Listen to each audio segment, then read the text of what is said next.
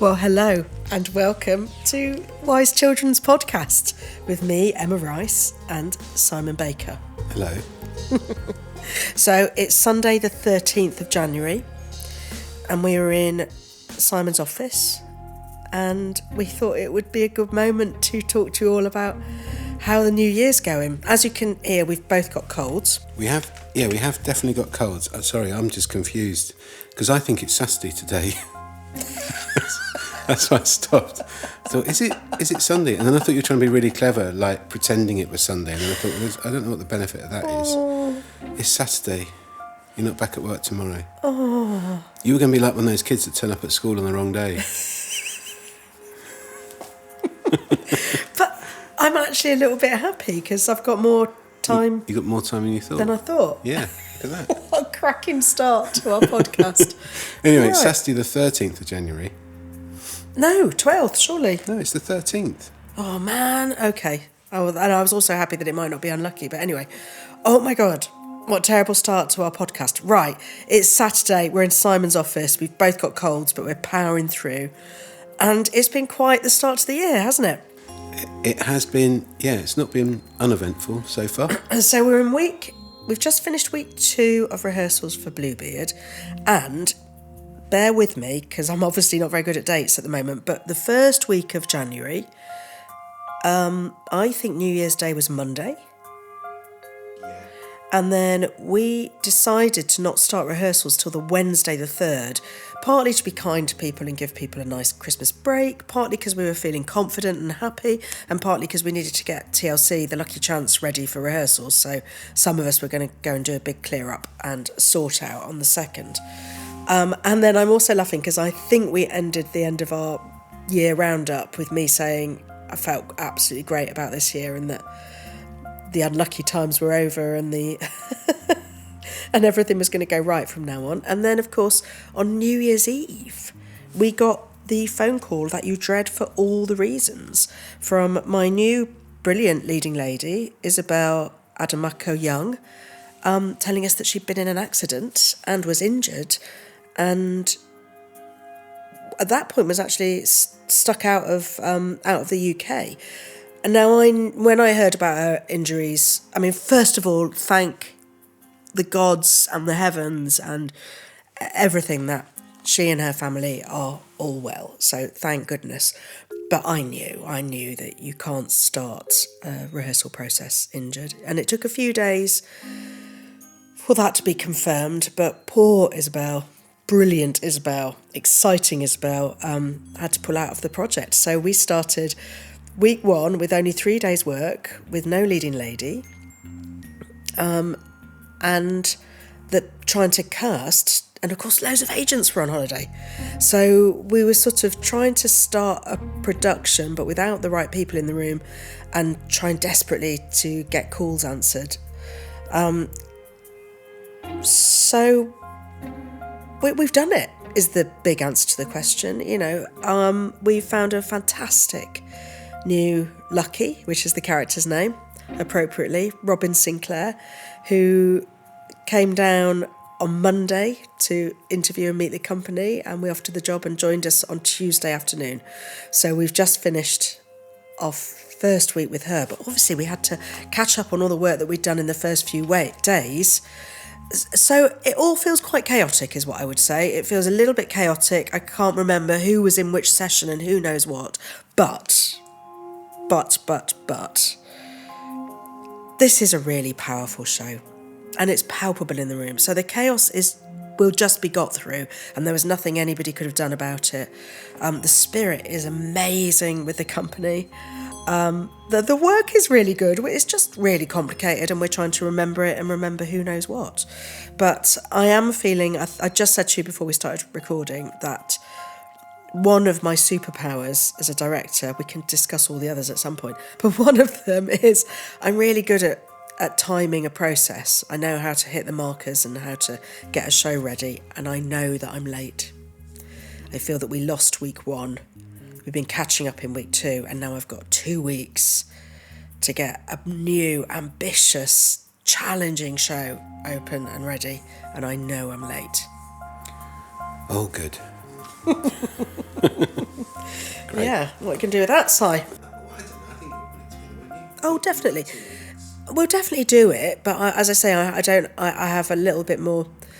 My heart beats very slowly, doesn't it? I'm a very relaxed person, but I would say I've got a little bit of the. I've got a bit of the nerves going on. Yeah, but I mean, not to deter you, but it's a complicated story told on quite a complicated set. Is that making you feel any better? No, I don't think it is. What I'm actually laughing at is, especially as we're doing a podcast, but my dear, amazing, one of my oldest friends, Vicky Mortimer, and one of the best designers in the country, has designed the set for Bluebeard. And it's a really difficult challenge because there's two, I don't think this is a spoiler, but there's a fairy tale that works alongside a modern story. And the set had to answer quite a lot of difficult challenges. And Vicky has come up with a fantastic concept, but obviously it hasn't arrived yet. And what's really funny is poor Vic has to keep explaining to us what it is, and we all have to keep going, okay, I say to her, I've got it. Could you just explain again what that curtain does, what that panel does? But anyway, I've got there now, but we've got a room of people. It involves a truss, a box, panels on rails that go round, and curtains that can swish and swag, and lots of cupboards. I know, I've seen them all. Loads and loads. Can't move the cupboards. There's lots of. So of course we're in a rehearsal room with none of this stuff in, apart from the cupboards, and we're having to imagine where these curtains and panels go, as well as devising a show and getting a company together. Most people know that. Most people realise you don't actually rehearse on the set and in costume until you get into the theatre. So rehearsals are done not on the set, and we sort of stand in bits and pieces and bits of. It's a lot of props. imagination, isn't Yeah. there? You know, you've got tape on the floor and you're imagining what's around you, but we're definitely all trying to get our head round. But when it's there, it's very simple. And in fact, you know, I do get this set, and I've looked at the model box, but also looked at all the drawings, and I do understand it. But it's quite a leap, and that's really down to its brilliance. But I bet the tech is going to be funny. There's definitely going to be curtains closing when they should be open, and people being revealed when they're not expecting to be revealed. Just knowing which way round anybody should be standing at any I know. point. It's gonna be brilliant. I know. I get giggly thinking about it. And the plot, I personally have never found the plot complicated, but the plot is quite complex because you're running two timelines simultaneously, which overlap in story but not necessarily in narrative. Yeah. So for people that don't know, what's Bluebeard about? Because, and I ask this because most people I speak to, they say, what's the next Wise Children's show? I say, I'm doing Bluebeard. And they go, that's a departure for Emma Rice to be doing a show about pirates. But Bluebeard's not about pirates, is it? No, I don't know. What is there a pirate called Bluebeard? Well, given that most people seem to think there is, I'm going to go with yes. There was presumably a famous pirate called Bluebeard. What did he do? Well, I don't know. I can make some stuff up. I don't know anything about the pirate Well, Bluebeard. he's not a pirate. No. He's a simple, mythical, folkloric serial killer. I don't know why anybody's got a problem with that. So Bluebeard's an one of the older folk tales. All joking aside, there's many Bluebeards that have run through many different cultures. And it's a very simple story, actually, which is a young woman marries a man with a blue beard who is very charming and very loving. And he goes away to work and he says to her, enjoy my house. You can go in any room you like. Here are the keys. You can do whatever you like, except don't go in that room. Don't use this key to go in that room. And the girl is curious, or the woman is curious, and opens the door to that room and finds all the bodies of his previous wives that he's murdered. And then he threatens to murder her, and she is usually, in folklore, rescued by her brothers. But it's to do with how she uses her wits to get out of the clutches of a serial killer. Nasty stuff, eh? Yeah, so far, nasty. Well, it is nasty. It is. And I suppose I'm being all chipper and everything. And actually, this story is the opposite of chipper, which is I've never liked it. I've never liked Bluebeard. I find it really deeply creepy. As you know, I rage against the screen because I'm so fed up of seeing dead women. And a lot of my work has sort of given life to women who might otherwise have died. You know, I sort of can't bear the cultural fascination in the death of the young beauty. And I used to think that Bluebeard was about leaving men to their privacy, which I thought was sort of gendered and narrow, but sort of warning women not to probe into secrets because you might find something that you don't want. So I think, and then because there was the bodies of dead women, I felt there was some misogyny deep in its core. But as what happens to me, it's probably almost 2 years ago now, I suddenly sort of woke up thinking, I think I want to tell Bluebeard, and got the book down and looked at it again with sort of older, wiser eyes. And of course it is thick with misogyny, but I thought that's why I want to tell it, is the regular chime of women who are being murdered, and sort of almost worse, the legion of women who are abused that don't make the headlines. It's horrendous. It's horrendous. I've had enough. I've had enough of hearing those stories. I've had enough of us sort of thinking it's just what happens. I'm worried about whether it's worse because of the internet, and I'm worried about the questions. And I sort of wanted to make an angry piece, and I wanted to rage against male violence and sort of make a stand. And it is quite rare, you know. I'm not very political with a capital P in that way, but I think this is a very political piece of work. You know, I think it's really examining consent and abuse and violence and the effects of violence on women. And I don't know what else to say apart from, I suppose, it's still going to be funny because I can't really make work that isn't, but it's really serious, this. Really serious.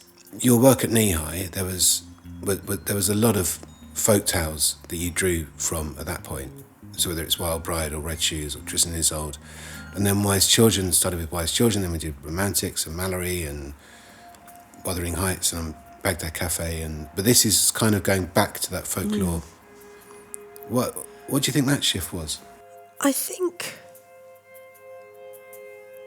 it's instinctive, and I think hopefully it's smart. But I think especially after the pandemic and the post-pandemic, which was actually even tougher, I think, and what's happening with the world, you know, I mean, I don't know about everybody. I'm feeling out. I have been feeling out of control. It feels like the country's out of control, that the world is spinning out of control. It's a scary place, and if you put climate change into that, as well as the wars that are breaking out, you know, this is a scary place, and the cost of living, and the fact that regional theatres are really struggling. You know, whichever way you look, it's scary times. And I don't want to go over old ground, but I think, you know, Wuthering Heights was a project planned pre-pandemic, and we held on to it and we pushed it through, and we sort of were almost bullish, like we will return to what we were going to do. And I actually think with a bit more time, we have to stop thinking what we would have done pre-pandemic. We have to think about what we're going to do now. And the Lucky Chance is part of that, which is saying we're going to go local, we're going to put down roots, we're going to create a space in which we can create our own little bubble of creative safety and community. And I think going back to my folk roots is part of that, which is saying I'm going to go back to magical material, to metaphorical material, to universal material that really, really matters, and to listen to those stories that continue to tap me on the shoulder. But I think it's a smaller company than Wuthering Heights, which I think is smart, and of course it's smart because the wage bill will be smaller, but actually it's smart because you can get a smaller team to invest in each other and the work, and we can grow back again. So I think it's really, really thinking, how can I return to some really fertile ground. And it's because your work's changed, or your process has changed. I've noticed that your process has changed since those times at Knee High. So this is probably more structured than you would have.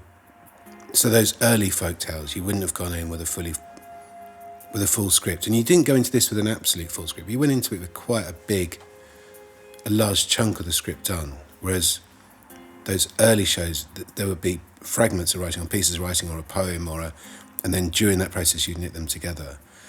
And then Wise Children and those shows were much more scripted and less devised. There's lots of devising within them, but there's a much bigger structure from you. And this seems to be somewhere between the two. You kept saying, I'm not going to write a script, I'm just going to write a treatment. And then you did kind of write almost a script, pretty much a script. Or a script, we could call it. Script, but with space in it for actors to bring their bits to it. But has that been a conscious shift? Well, the only thing that's certain in life is change, isn't it? So the only thing you can't do is return to who you were, and you can't go back in time. So I think some of it is just that there was a freewheeling nature to those early Knee High shows, which is impossible to replicate. Nothing is the same. You know, the people, the space, myself, nothing is the same. The industry. And I don't find that sad, actually, how wonderful that I had that, but I can't replicate that. We're working at a really high level at Wise Children. Not only do performers need to know, in Knee High, we didn't even always know what characters we were going to play. We'd just rock up on day one. So I think, now people do need to know what they're going to play. And producers need to know they're going to get a great show. I don't feel, and I need to prove to them that I'm going to deliver a great show. So I think that happens. And I think there's another big thing, which is I've written this alone. So I would always have been working with other writers in those early days. So it was easier to freewheel because somebody else was going to do that writing. And I'm conceiving it, writing it and directing it. So that work had to be done in advance. I've had 3 workshops, so actors have absolutely fed into the depth and complexity of that script as it is now becoming. And the way I write is how always I have with other writers as well, is there's huge. I mean, the scene that we always refer to in Tristan and Isolde is there's a scene, for anybody who's seen it, which is when King Mark and Isolde get back together after her long affair with Tristan. And it's amazing. It's in that we play Nick Cave's Sweetheart Come, and we watch 2 mature, broken people who have had their hearts broken find a way back to each other, and the audience is in tears. In the play script, it goes, Queen Isolde and King Mark get back together. It's like one line. And that still lives on in Bluebeard. There are descriptions of they have a picnic and there are delights, which will be a big number. So all of that devising comes. But also the work's got more complicated. I look back with such affection to the Red Shoes and how simple it was. And as I say, I'd love to be that person again. I'm not. Bluebeard is going to be a richer cake than that. The components are meatier. My understanding of my craft is meatier. And these issues demand it. This needs care and rigour. And that's what we've given it. I'm working in 2 timelines as well, which is, so Bluebeard, the character, in your production is a magician. Yes. So there's been a lot of magic to learn. Yes. Which, as we know, is very cheap and doesn't take any time at all. Never takes any time to learn magic. So we will get Bluebeard's magic show at some point, presumably. Yeah. Or a bit of a magic show. Yeah. Still lots of music. Tons of music, and this has been a really gorgeous return to my old-time collaborator, Stu Barker. We did many shows with Stu, Don John, Tristan and Isolde, Wild Bride, Red Shoes, all that we go back years, and it's been a few years since we've worked together. So working with Stu Barker again, and he's written a hypnotic and brilliant set of songs to go with this show. That's going to be brilliant. And he's playing in it as well, isn't he? He's back on stage playing in it. He's on stage. Wow. I'm looking forward to that. Did you want to talk about the modern timeline at all? Well, I don't want to do too much spoilers, no. No. I think it's hard. I've basically got one. Bluebeard is set in the 1970s-ish, in a magical 1970s-ish era. There's another storyline which is modern day, and then there's a framing device which will reveal itself, but that is the convent of the fearful, fucked and furious. I told you it was going to be funny. It has to be funny. You cannot deal with this amount of upsetting material and not be funny. And the sisters are very, very funny. I'm just now thinking, if, when I edit this, do I have to tick that box to say that he uses rude words? Well, yeah, you do, because I use the word fuck quite a lot in the script as well. It is necessary with this subject matter. Okay, good. Sorry, everybody. Upset the school kids. Oh, I had a programme about that the other day, really, and there's so much swearing. I think we have to reassess what's appropriate and what's not. So you got 2 weeks left. Yeah. Stop saying it, Si. 2 weeks. Stop it.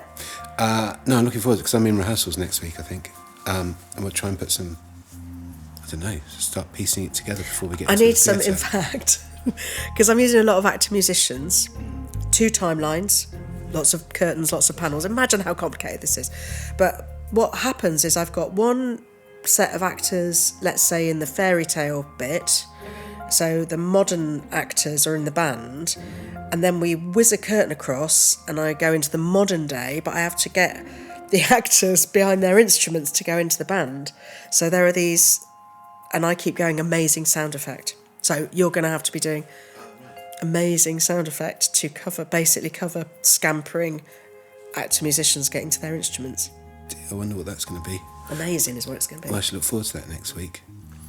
And then we're into Bath. I know. When do we open in Bath? We open in Bath. When do people currently believe we might be opening in Bath? We will do. I've never missed a preview. I'm not going to miss a preview. Oh. We open in Bath on the 2nd of February. Okay. And I think we're there for 2 weeks, aren't we? And then we're off around the country for a bit before we get to London. We end in London, yeah. We've got no dates. Well, we have got dates. No, but I mean, we've got dates. Emma Rice and Simon Baker don't have any dates. Don't have the dates in front of them. Yeah, that's all right. We'll be doing other podcasts. But yeah, we open on the 2nd of Feb. We're going to get there, but I think it's going to be an intense couple of weeks is what I think. And, we're going to use that we used to say it all the time at NEI, and we just have to hold our nerve, and what matters I feel really, really confident about. The work is important and vital, and you can feel it in the room. We're on the edge of something powerful, and of course it's going to be bumpy to start with, but that's okay. Bumps always even themselves out if you hold your nerve, stay strong. Nobody else has any more accidents. Let's hope for no more accidents. That'd be good. We'll power through this lurgy that we've all got. Yeah.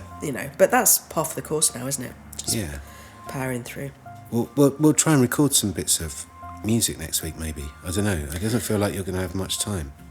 No, we'll do it. We're going to have time. Maybe we'll do There's something. time for everything. Yeah. Yeah, let's do one on music because there's some cracking tunes. Well, let's try and record some music and play that next week.